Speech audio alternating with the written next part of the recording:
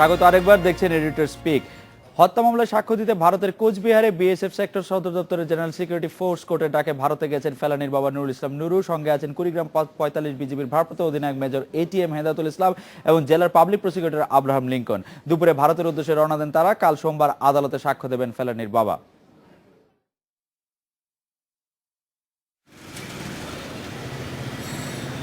ভারতের কোচবিহারে BSF sector সদর দপ্তরে স্থাপিত জেনারেল সিকিউরিটি ফোর্স কোর্টে ফেলানীর হত্যা মামলার পুনর্বিচার কার্যক্রম শুরু হয় 23 সেপ্টেম্বর।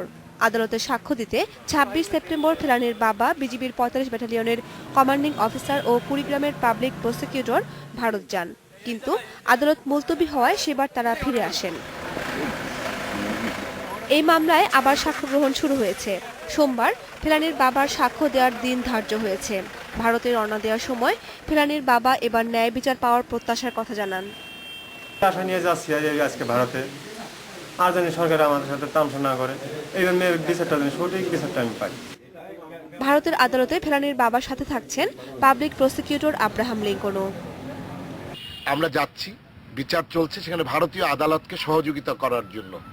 আমরা আশা করি যেহেতু পুনর্বার বিচার হচ্ছে, এই বিচারটি খুনির সাজা নিশ্চিতকরণের ভেতর দিয়ে ন্যায় বিচার বলে প্রতিষ্ঠিত হবে।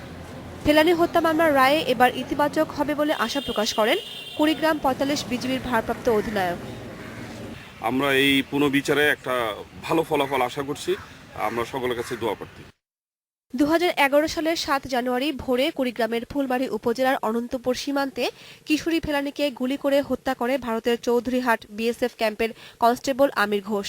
এর 2 বছর পর 2013 সালের 13 আগস্ট এই হত্যার বিচার শুরু হয়। এই বিচারে বিএসএফ সদস্যকে নির্দোষ ঘোষণা করে রায় দেওয়া হয়। রায় প্রত্যাখ্যান করে হত্যায় জড়িতদের শাস্তি ও ক্ষতিপূরণ দাবি করে ঢাকায় ভারতীয় হাইকমিশনের কাছে আবেদন করেন ফেলানীর বাবা। এরই পরিপ্রেক্ষিতে মামলাটি পুনর্বিচারের সিদ্ধান্ত নেয় কর্তৃপক্ষ। কামরুন মুক্তা, ইন্ডিপেন্ডেন্ট নিউজ। খাগড়াছড়ি সেনানিবাসে প্রশিক্ষণকালে গ্রেনেড বিস্ফোরণে 2 বিজিবি সদস্য নিহত হয়েছেন। এই ঘটনায় আহত হয়েছেন আরও 4 জন। সকালে সেনানিবাসে প্রশিক্ষণ মাঠে এই ঘটনা ঘটে।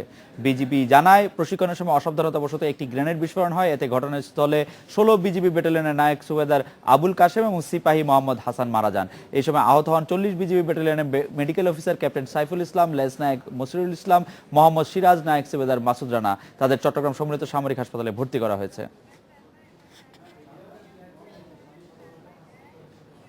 জঙ্গি দমনের প্রতিবেশী দেশ ভারতের সাথে একযোগে কাজ করবে বাংলাদেশ। বর্ধমান বিস্ফোরণে জড়িত জঙ্গিদের ব্যাপারে তদন্ত করতে ঢাকায় আসছে ভারতীয় তদন্ত দল। তাদের সহযোগিতা দেওয়ার পাশাপাশি ভারতে পালিয়ে থাকা বাংলাদেশি জঙ্গিদের ব্যাপারেও তথ্য দেওয়া হবে। ইন্ডিপেন্ডেন্ট টেলিভিশনকে দেয়া এক সাক্ষাৎকারে এসব কথা জানিয়েছেন স্বরাষ্ট্র প্রতিমন্ত্রী আসাদুজ্জামান খান কামাল। 2 অক্টোবর পশ্চিমবঙ্গের বর্ধমান জেলায় খাগড়াগড়ে বোমা বিস্ফোরণ এক ধরনের সতর্ক ঘণ্টা হিসেবে বাজছে দুই দেশেই। তদন্ত যতই এগোচ্ছে ততই বেরিয়ে আসছে আন্তদেশীয় জঙ্গি তৎপরতার চিত্র। জঙ্গিদের কর্মকাণ্ড পশ্চিমবঙ্গে, কিন্তু টার্গেট বাংলাদেশ। ফলে তদন্তকেও পেরিয়ে যেতে হচ্ছে দেশের সীমা। ভারতের রাষ্ট্রীয় গোয়েন্দা সংস্থা এনআইএর 4 থেকে 5 সদস্যের দল আসছে বাংলাদেশে। তার সঙ্গে যারা কথা বলবেন, তাকে যে সংবাদ আদান প্রদান করবেন, সেই ধরনের কর্মকর্তা, সেই ধরনের ব্যক্তিরা আমরাও তৈরি রেখেছি তাদের সঙ্গে কথা বলতে, তাদেরকে সহযোগিতা করতে। তাদের যারা যে তথ্যগুলি দিবে সেগুলো আমরা করণীয় কি সেগুলি নির্ধারণ করার জন্য আমরাও তৈরি হয়ে আছি। আমাদের এখান থেকে আমাদের সীমানা, আমাদের পার্শ্ববর্তী দেশে কোনো ধরনের নাশকতা চালাবে এই ধরনের আমরা সুযোগ কেউকে এখানে অবস্থান করতে দিচ্ছি না। ভারতীয় তদন্ত দলকে সহযোগিতার পাশাপাশি বাংলাদেশ থেকে আশ্রয় নেয়া জঙ্গিদের ব্যাপারেও তথ্য চাওয়া হবে সে দেশের গোয়েন্দা বা তদন্ত দলের কাছে। তাদের কাছে যদি কোনো তথ্য থাকে যেটা আমাদের কাছে অতীব জরুরি মনে করি আর প্রয়োজন মনে করি, যেটা এখনই কিছু করা দরকার, আমরা সেগুলো তো অবশ্যই করব। কিন্তু তাদের তো আসতে হবে, বলতে হবে, আমরা বুঝতে হবে যে আমরা এগুলি করেছি কিনা। আমরা প্রত্যেকটা সংবাদই অত্যন্ত গুরুত্বের সঙ্গে বিশ্লেষণ করছি। আমরা প্রত্যেকটা দেশেই যদি কোনো ইনফরমেশন দেয় সেগুলো আমরা খুব অ্যাটেনশন দিয়ে আমরা দেখছি। এর মানে এই নয় যে ওনারা বলছেন আমরা বিশ্বাস করছি না, সেইটা নয়। কিন্তু আমরা সব কিছুই দেখছি। আমাদের তরফ থেকে আমরা কিন্তু অলরেডি এগুলো নিয়ে আগে থেকেই রিসার্চ করছি, আগে থেকেই আমরা ব্যবস্থা নিচ্ছি। সেই জন্যই আমরা অনেকখানি দমন করতে সক্ষম হয়েছি। এরই মধ্যে বর্ধমানের ওই ঘটনার উৎস সন্ধানে দেশের ভেতরেও পুলিশের নিজস্ব তদন্ত শুরু হয়ে গেছে। খাদিজাতুল কোবরা, ইন্ডিপেন্ডেন্ট নিউজ, ঢাকা। এ বিষয়ে কথা বলতে আমাদের সঙ্গে আছেন বর্ডার গার্ড বাংলাদেশের মহাপরিচালক মেজর জেনারেল আজিজ আহমেদ এবং নিরাপত্তা বিশ্লেষক অবসররত মেজর জেনারেল আব্দুর রশিদ। আমি প্রথমেই মেজর জেনারেল আজিজ আহমেদ আপনার কাছে জানতে চাইবো যে হত্যা মামলায় সাক্ষ্য দিতে আজ আমরা দেখেছি যে ফেলানীর বাবা গিয়েছেন ভারতে, তার সঙ্গে বিজিবির অফিসাররাও আছেন। আপনি কি আশা করছেন যে এইবার মামলাটির ফল আমাদের বিজিবির যে অধিনায়ক আছেন, ভারপ্রাপ্ত অধিনায়ক, তিনি বলেছেন যে তার একটা ভালো ফল আশা করছেন। আপনি কি আশা করছেন জেনারেল আজিজ, যদি একটু জানাতেন।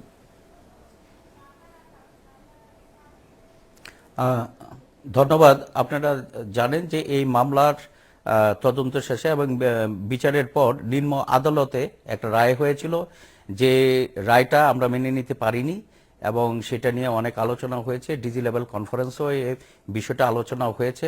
এখানে বিএসএফ এর ডিজি এসেছিলেন, তিনিও আশ্বাস দিয়ে গিয়েছিলেন যে এটাকে আবার হলো কোনো বিচারের ব্যবস্থা করবেন এবং তারই ধারাবাহিকতায় এটা শুরু হয়েছে। গত সেপ্টেম্বর মাসে এটার রিভিউ যেটা হলো ট্রায়ালটা শুরু হয়, তারই ধারাবাহিকতায় আপনার আজকে এই দলটা গেল।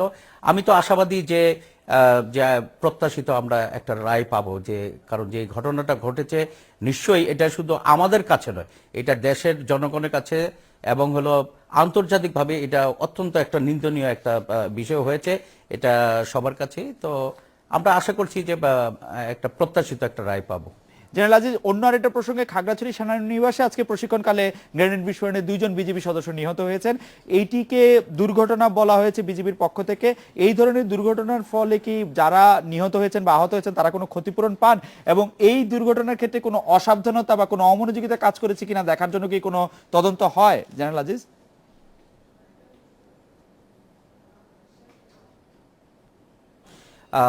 ধন্যবাদ। আসলে আজকে সকাল আনুমানিক 11:20 থেকে 11:25 যে দুর্ঘটনাটা ঘটে সেটা হলো যে আজকে গ্রেনেড ফায়ারিং হচ্ছিল। এটা একটা ট্রেন সোলজারকে প্রতি 2 বছরে একবার হলো গ্রেনেড ফায়ারিং করা হয়, তারই ধারাবাহিকতায় তারা গ্রেনেড ফায়ারিং এ গিয়েছিল। আজকে সকাল আনুমানিক 10টার সময় ফায়ার শুরু হয়। 121 জন ফায়ার করে সেফলি। এই ফায়ারিংটা ছিল হলো 122তম এবং ফায়ার করার সময় ওইখানে যে তার পেছনে একজন ট্রেনারও ছিল, নায়েব সুবেদার কাশেম, যে নিহত হয়েছে, এবং যে সিপাই হাসান। তো যখন হলো আমরা প্রাথমিকভাবে যেটা জানতে পেরেছি, ফায়ারিং যখন হলো সেফটি পিনটা যখন হলো খোলা হয়, হয়তো যে কোনো অসাবধানতা বশত ওইটাতে যে সেফটি লিভারটা থাকে সেটা রিলিজ হয়ে যেই সেখানে হলো এটা হলো বাস্ট করে গ্রেনেডটা, এবং তারা ওই 2 জন ওই বেয়ের মধ্যে ছিল, তারা হলো মারাত্মকভাবে আহত হয়। এবং অন্য যে 4 জন হলো সামান্য আহত হয়েছে, তারা অন্যান্য জায়গায় ছিল, তাদের গায়ে কিছুটা হয়তো রিকোশে করে স্প্লিন্টার লেগেছে। তো তাদেরকে সাথে সাথে হলো স্থানীয় যে সেনা হাসপাতাল ছিল সেখানে নেওয়া হয়েছে। নেওয়ার পরে হলো কর্তব্যরত চিকিৎসকরা অনেক চেষ্টা করেছেন এবং দুজন হলো এখানে মারা যায়। বাকি 4 জনকে আমরা চেক আপ করতে নিয়ে এসেছি। আর আপনি যে জিনিসটা বললেন, অ্যাকচুয়ালি এইখানে যে অসাবধানতা বশত হয়েছে নাকি কোনো মেকানিক্যাল ফল্টের কারণে হয়েছে সেটা দেখার জন্য আমি অলরেডি একটা হলো একজন সেক্টর কমান্ডারকে দিয়ে 4 সদস্যের একটা তদন্ত আদালত আমরা গঠন করেছি, এবং সেই তদন্ত আদালতে যে ফাইন্ডিংসগুলো আসবে সেটার উপরে ভিত্তি করে আমরা হলো প্রয়োজনীয় ব্যবস্থা আমরা গ্রহণ করব। আর তাদেরকে অন্য কোনো বিষয়ে তাদেরকে কি কোনো ক্ষতিপূরণ দেওয়া হয় কিনা, মানে তাদের কোনো ইন্স্যুরেন্স বা এরকম কোনো কিছু থাকে কিনা এইসব দুর্ঘটনাজনিত মৃত্যুর ক্ষেত্রে? Thank you. জি, কম্পেনসেশনের যে জি ধন্যবাদ। সাধারণত এই ধরনের অ্যাক্সিডেন্ট যদি হয়ে থাকে, সরকারি নিয়ম অনুযায়ী যে সমস্ত কম্পেনসেশন পাওয়ার কথা, যে সমস্ত প্রাপ্য, সেগুলো তো অবশ্যই পাবে। আমাদের পক্ষ থেকে যে জিনিসটা, আমি সাধারণত এই ধরনের প্রশিক্ষণ চলাকালে বা অন্য যেটা অস্বাভাবিক এই ধরনের অ্যাক্সিডেন্টাল যে সমস্ত দায়িত্ব পালনরত অবস্থায় যেটা হয়, সেটা হলো আমার যেটা একটা রেজিমেন্টাল ফান্ড আছে, সেখান থেকে আমি পরিবারকে তাৎক্ষণিকভাবে হয়তো 5 লক্ষ টাকা আমি সাধারণত দিয়ে থাকি। তাদের 2 জনের বেলাও তাই করব, এবং আমি তাদের জন্য একটা ঘর আমি সাধারণত করে দেই। ইতিপূর্বে আমার এই গত 2 বছর সময়কালে 6-7টা এই ধরনের ইনসিডেন্ট হয়েছে বিভিন্ন জায়গায়। আমি প্রত্যেককে একটা করে হয়তো মোটামুটি একটা পরিবারের জন্য সচ্ছলভাবে থাকতে পারে এই ধরনের একটা আধা পাকা ঘর করে দিয়েছি। তাদের বেলাও তাই করে দেবো এবং 5 লক্ষ টাকা করে দেব। আর অন্যান্য যে সমস্ত প্রাপ্য সেগুলো তো অবশ্যই। জেনারেল আজিজ, আপনাকে ধন্যবাদ, আপনি আমাদের সঙ্গেই থাকবেন। আমি একটু জেনারেল রশিদ, আপনার কাছে একটি বিষয় জানতে চাইবো যে বর্ধমান বিস্ফোরণে জড়িত জঙ্গিদের ব্যাপারে তদন্ত করতে ঢাকা আসছে ভারতীয় তদন্ত দল। এই একই বিষয়ে আমাদের কোনো তদন্ত দলের কি ভারতে যাওয়া দরকার? আপনি কি মনে করছেন এই বিষয়ে বিজিবির কোনো মতামত বা অংশগ্রহণ থাকতে পারে কিনা? জেনারেল রশিদ, আপনারটা শুনে আমরা একটু বিজিবির মহাপরিচালকের কাছ থেকেও শুনবো এই প্রসঙ্গে। জেনারেল রশিদ, আপনি যদি বলতেন।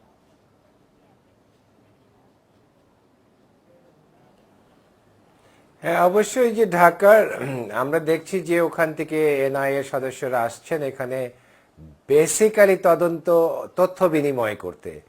যে ওখানে দেখা গেছে যে ঘটনা থেকে যে হুমকি বা ঝুঁকির সৃষ্টি হয়েছে এটি হচ্ছে বাংলাদেশ ভারত মিলে এটি বিস্তৃত হয়েছে এবং এখানে তদন্তের জট খুলতে খুলতে দেখা যাচ্ছে যে হুমকির মাত্রা এবং তার পৃষ্ঠপোষক দুদেশেই ছড়িয়ে আছে।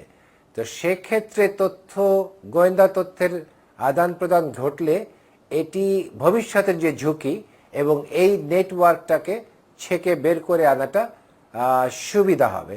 তো সেক্ষেত্রে পরবর্তীতে যেহেতু ঘটনা ওখানে তথ্য ওদের কাছ থেকে বেশি আসছে, সেজন্য বাংলাদেশের এখানে তথ্যের ডেভেলপমেন্টের ক্ষেত্রে এই যে শেয়ারিং এর যে ব্যবস্থা এটি আমরা একটি পার্মানেন্ট সিস্টেম দেখতে চাচ্ছি, যাতে করে খুব দ্রুত ভিত্তিতে এই ধরনের গোয়েন্দা তথ্য আদান প্রদানের ফলে এই ধরনের জঙ্গি তৎপরতাকে সহজেই রোধ করা যায় বা সংগঠনগুলোকে সহজেই আইনের আওতায় আনা যায়। জেনারেল আজিজ, আপনি এই প্রসঙ্গে কিছু বলবেন যে আমাদের আসলে বিজিবির কোনো মতামত বা অংশগ্রহণ এই ক্ষেত্রে থাকতে পারে কিনা?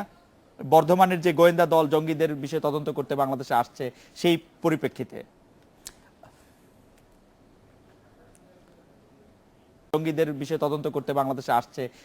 পরিপ্রেক্ষিতে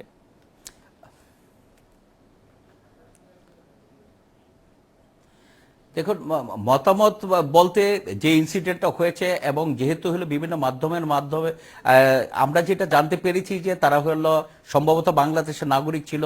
তো স্বভাবত হলো সীমান্ত এলাকায় আমাদের নজরদারি আরো জোরদার হবে, সেটি স্বাভাবিক এবং সেই ধরনের নির্দেশনা দেওয়া হয়েছে। আমাদের সতর্কতামূলক যেই ব্যবস্থাগুলো নেওয়া প্রয়োজন সেই ধরনের ব্যবস্থা নেওয়ারও প্রয়োজনীয় নির্দেশনা দেওয়া হয়েছে। আর তথ্য আদান প্রদানের ব্যাপারে যে বিষয়টা আসলে আমরা ঠিক জানি না, ওই টিমটা এসে বিজিবির সাথে কোনো ব্যাপারে হলো ইনফরমেশন শেয়ারিং আসে কিনা। যদি তারা আগ্রহী হয় আমাদের সাথে যদি আসে, এবং অবশ্যই সেই ক্ষেত্রে হলো তারা যেটা জানতে চাইবে সেটা আমরা অবশ্যই তাদেরকে জানাবো এবং তাদের পক্ষ থেকে যদি আমাদের জন্য কোনো ধরনের যদি সাজেশন থাকে সেটাকে আমরা নিয়ে সেটা হলো বিচার বিশ্লেষণ করা, আমরা সেটা মূল্যায়ন করার চেষ্টা করব। জেনারেল আজিজ, আপনাকে ধন্যবাদ। জেনারেল রশিদ, আপনার কাছে শেষ প্রশ্ন। সাম্প্রতিক ঘটনার মধ্যে দেখা যাচ্ছে বাংলাদেশ সন্ত্রাসীরা ভারতে গিয়ে ভিন্ন পরিচয়ে সেখানকার নাগরিক সনদ সংগ্রহ করছে। বাংলাদেশ সন্ত্রাসীরা ভারতে যাওয়া প্রতিরোধ করা সম্ভব হচ্ছে না কেন? মানে বাংলাদেশ সন্ত্রাসীদের ভারতে যেতে আমরা প্রতিরোধ করতে পারছি না কেন? জেনারেল রশিদ।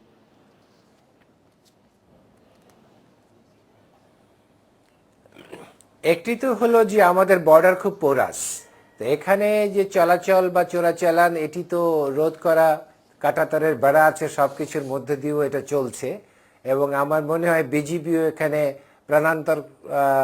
প্রাণান্তকর চেষ্টা চালাচ্ছে, ঠিক অপর প্রান্তে বিএসএফও তাই করছে, তার মধ্যে দিয়ে এটি সম্পন্ন হচ্ছে। তার চেয়ে বেশি গুরুত্বপূর্ণ যেটি আমি মনে করছি সেটি হচ্ছে বাংলাদেশ থেকে যখন লোকগুলো ভারতে গিয়ে পৌঁছচ্ছে তখন ভারতে এই যে আপনি বলেন বেনামে পরিচয়পত্র পাওয়ার ক্ষেত্রে ওখানকার স্থানীয় লোকরা অবশ্যই সহযোগিতা করছে। তো এই সহযোগিতাটা স্থানীয় পর্যায়ে আমরা দেখলেও এখানে কোনো রাজনৈতিক পৃষ্ঠপোষকতা আছে কিনা সেটি খতিয়ে দেখার প্রয়োজন আছে। তা না হলে এত সহজে এইসব জঙ্গিগুলো ওখানে আস্তানা গাড়ছে এবং জনসম্মুখে চলাচলের ক্ষেত্রেও বিভিন্ন বাধার সম্মুখীন হয়। সেখানেও আমরা দেখছি তারা বাধামুক্ত চলাচল করার স্কোপ পেয়েছে এবং ওখানে বোমা বানানোর জন্য তারা বোমার সরঞ্জামও তাদের কাছে সাপ্লাই এসেছে। এখানে ওখানকার স্থানীয়দের একটি সম্পৃক্ততা দেখা যায়। সেক্ষেত্রে আমরা দেখতে পাচ্ছি এই যে কার্যকলাপের ফলে দু দেশে কিন্তু সমান ধরনের হুমকি সৃষ্টি হচ্ছে। রাইট। তারা আমাদের দেশেও নাশকতা চালাতে পারে এবং ভারতেও এবং ইন্ডিয়ান মুজাহিদিন এবং অন্য যে দল আছে সেখানেও মিলে ওখানেও চালাতে পারে। সেটি হচ্ছে সবচেয়ে বড় বিষয় হয়ে দাঁড়িয়েছে। এখানে দুই দেশেরই সমানুপাতিক সহযোগিতা হলে আমার মনে হয় এটাকে রোধ করা সম্ভব হবে। জেনারেল আব্দুর রশিদ, জেনারেল আজিজ আহমেদ, আপনাদের অনেক ধন্যবাদ। এই এডিটর স্পিকে এবার একটি বিরতি নিচ্ছি, ফিরছি একটু পরে।